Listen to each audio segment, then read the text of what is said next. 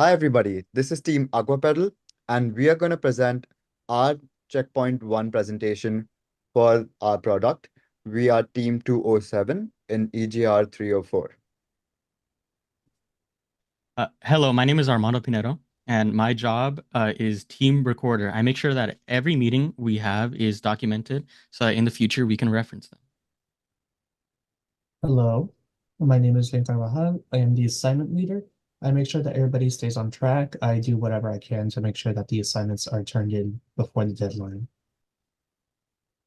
Hi, I'm Ian. I'm the project manager, and I'm in charge of keeping our team on schedule and keeping the members informed of upcoming deadlines.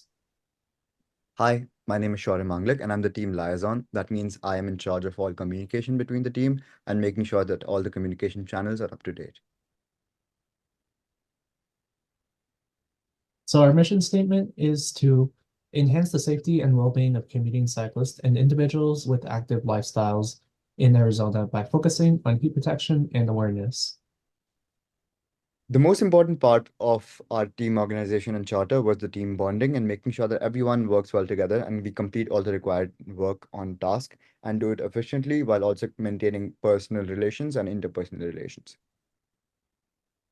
So the main questions we targeted in our interviews were, what do you find most annoying about bike maintenance?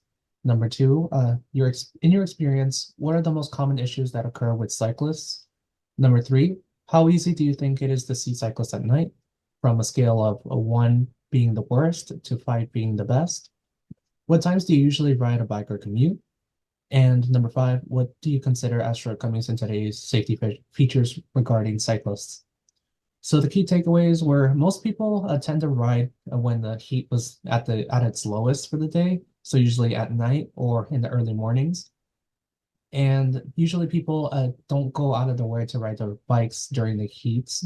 And also mechanical issue was very common amongst all the interviewees.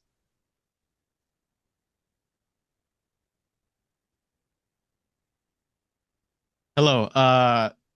For user needs, we generated them by going through all of the comments and interviews we gathered individually, and we wrote them on a note in the Jamboard.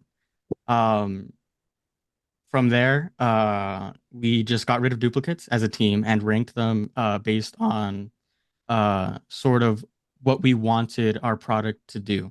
So on the picture, you can see that reliability, ease of use, and durability are our top three, like things that our uh that we wanted our product to do.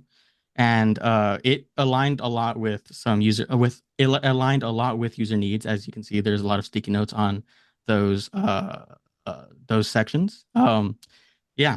So yes.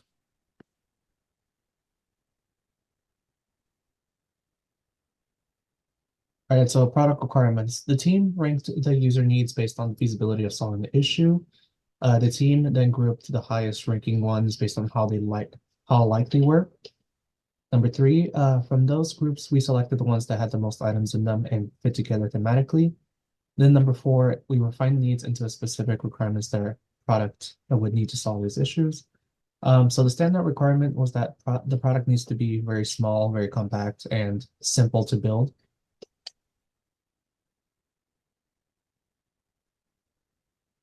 So for design ideation, during our brainstorming session, we gathered as a team to discuss potential products that could address the challenges that we have identified in our research and in our interviews. Following the guidelines from our team organization charter, we made sure that everyone had a chance to contribute. Each member brought their own unique perspective, and it helped us a lot to generate a diverse range of ideas. And you can see that in figure one, which says ideas. We used virtual post-it notes or Jamboard to capture every thought, no matter how small or unconventional the thought might be. This encouraged us to give a free flow of creativity amongst our own project and ensure that all of the ideas were considered. By the end of our meeting, we had a very comprehensive list of potential solutions that we could explore further in the project. This collaborative approach to not only foster innovation, but also reinforce our commitment to working together as a team really helped us define what we are here for and helped us get a very good idea of what the design should be. We also then started refining the idea into actionable concepts, and we put that in the ideas Jamboard. We have about 98 to 100 ideas on there, and that's in figure 1. In figure 2, what we did is we ranked the ideas based on how well they suited our needs and how well the customers might take the product to be. We also thought about requirements and possibility of actually creating a product like such. So the best ones were the ones who were selected for the next step. The first of these idea concepts that we had was a cooling plate that would be inserted into a backpack.